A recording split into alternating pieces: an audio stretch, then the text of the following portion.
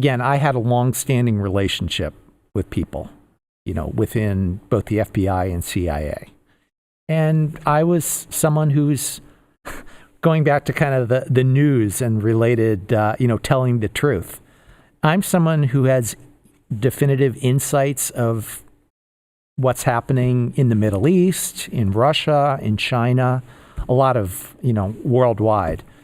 And so we had a dialogue. And so, it's less, again, these two specific, quote unquote, Russian agents who are, portrayed in the Mueller report very incompletely, and in many ways misleading and in some instances false information.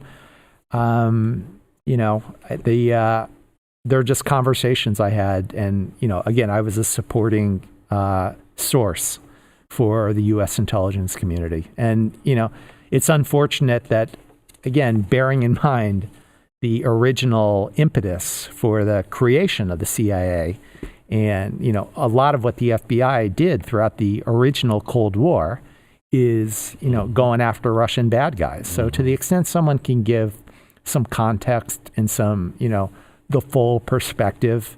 And it's not unusual for the CIA or FBI when you are going to meet with high-level business people in other countries. This is common that they would ask you just for perspective, right?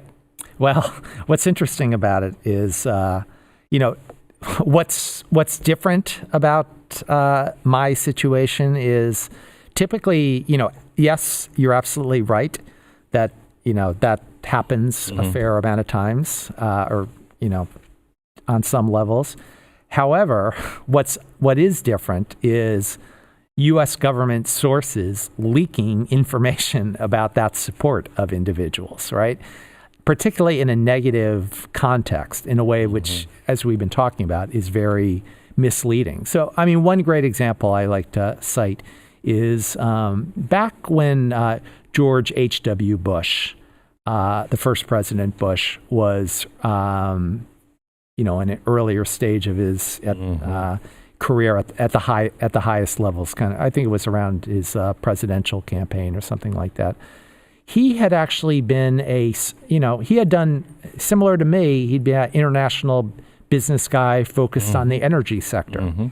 So, and he would have some meetings with people in Latin America, and same as I was doing with my work worldwide, Russia, China, the Middle East. I would provide CIA with some insights. But what's interesting is when that news came up during his presidential campaign, he always, I forget exactly how he handled it, but, it was always no comment. He never really was very forthcoming about that. And I never wanted to be either, but unfortunately when you have this false story, surrounding this collusion between the intelligence community, FBI, CIA, and the mainstream media, you gotta, you gotta set the record straight a little bit. That's no doubt in your mind that they all colluded together. Well, I think it's apparent on the face. I think one of the biggest examples is the DNC's consultants, the bought and paid for consultants who also had relationships or contractual relationships, even with the FBI. We know Christopher Steele was paid, and this is through a Judicial Watch Freedom of Information Act findings within the last few years. He was paid 11 times by the FBI in the year 2016. So while he's being paid by the DNC, right, and their law firm Perkins Coie, right, so, and at the same time the FBI decides to cut him off as a source because he's leaking things to the press. Yes, and then they go through somebody else in the Justice Department and the FBI. Somebody in the FBI says, "Hey, if you meet with him, let us know what's going on. Yeah. I mean, they're still getting information. Yeah. So what does that mean to you? Is our Justice Department, FBI, CIA, is it fundamentally broken? I think it is. Well, I think elements of it are, and I think, there are some people, a small handful of people at the highest levels, both within DOJ and frankly in the White House, who are trying to fix the situation. But, there's a lot of institutional momentum and, a lot of bad actors. And these people are individuals who have worked together going back many years or even decades, right? So, you look out for your brethren, if you will. And you watch each other's backs. Exactly. So,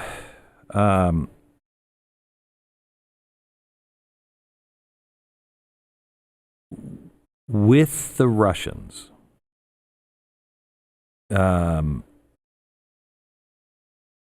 it seems even more clear to me, if you hadn't been recruited or attempted to recruit, Never. that the FISA warrant for you is even weaker than I thought it was. So let's go through the FISA warrant. What did they accuse you of to the judges? Well, I think the most interesting element of it is it's been partially declassified, right? It's about 400 pages, give or take 100 pages for each of the first warrant in October 2016, just a couple of weeks before the election, right?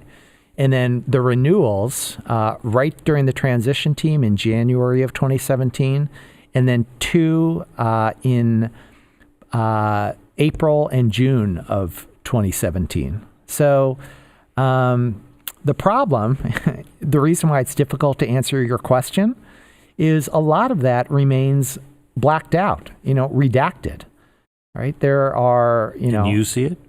I've never seen it. And the problem, and this is, some of it speaks to a part of the illegality of all this. There is, and, we've talked about the Watergate situation, one around the same time when that whole scandal was going on, there was a law passed by the U.S. Congress, the Privacy Act of 1974. It's similar to FOIA, Freedom of Information Act in many ways, which the press and other private citizens can use to try to get government information. The difference of Privacy Act is if the information is actually about the individual. So if the government holds what's known as, quote unquote, a system of records about you, you have the right, as defined by law, to review that information, number one, and also, contest it, comment and request changes, right? I have never been given that opportunity whatsoever. And I have asked that going back to May of 2017. I put in a request to the DOJ, to the FBI, and to National Security Agency. When did you know that a secret court had been convened about you and that everything you did, read, saw, typed, talked to was being monitored? I got some glimpses of it, and there were some what seemed to be somewhat speculative news reports right before the election. Again, this is part of the election interference campaign of, there's something shady going on, and the intelligence community is looking into it, which is totally based on falsehoods, spin, and biased information, and had to be released by government. Somebody. Yep. Somebody. And again, there's released and, again, from whispered or, who exactly did what, we're still waiting to find out, know. So what was your first inkling that you were being monitored? And when did you actually know? Well, I think, probably the most definitive report about this was in April of 2017. And that's the first time that you were like, oh my gosh, they've been watching me. So, well, it's been, been is a past tense. Yeah. Yeah, I'm so sorry. April, well, it's... they are watching but me. but the bin was my assumption, right? And I actually asked in the month before, in March of 2017, I had, about 10 plus hours of beatings with the FBI, with FBI agents. What do you mean? How? I know they weren't actual. I hope they weren't actual beatings. But what? Meetings. I'm sorry. Well, meetings. Meetings. Okay. Yeah. All right. Well, interrogations it's funny, or meetings? Yeah, it's funny you say that. Beatings. Mm-hmm. Literally, I presented the FBI agents in March of 2017 with evidence of the death threats that I was getting, including. And I've provided this in some court filings that I've submitted, but in March, on March 20th, 2017, literally I get this voicemail that talking about beating me over my head with a baseball bat. So yes, I guess inadvertently I meant meetings, but we did talk about the beating threats, right? And a lot of other death threats, getting shot, etc. So were these meetings that they asked for? Were they interrogating you, or you asked for? Well, I had it's funny, right when this defamatory news article that the DNC was and their consultants were trying to place and their associates were trying to place in the media throughout the summer of 2016, which is finally published on Friday, September 23rd, 2016. I sent a letter to then FBI Director James Comey. I emailed him a one-page letter just explaining how ridiculous this whole thing was. And I had asked in that letter, or I had offered, it's obvious how ridiculous these false allegations, which have been, spread in the media by the Democrats are. I think anyone with any common sense would understand that. If you have any questions and you don't agree, or if I can provide any other information, as I've done, going back many, many years to both the FBI and CIA, give me a call. Not only did they not call, Glenn, just a couple of weeks later, they, used the DNC consultant to get this fraudulent FISA approved. And then they did it again in January of 2017. So it wasn't until many months later, close to, over 5 months later, that in early March, one of the FBI, a pair of FBI agents kind of walk up to me unannounced and, say, well, we'd like to talk with you. And they had a copy of that letter, over 5 months later, while they're using this defamatory information spread by the Democrats and also, spread throughout the mainstream media.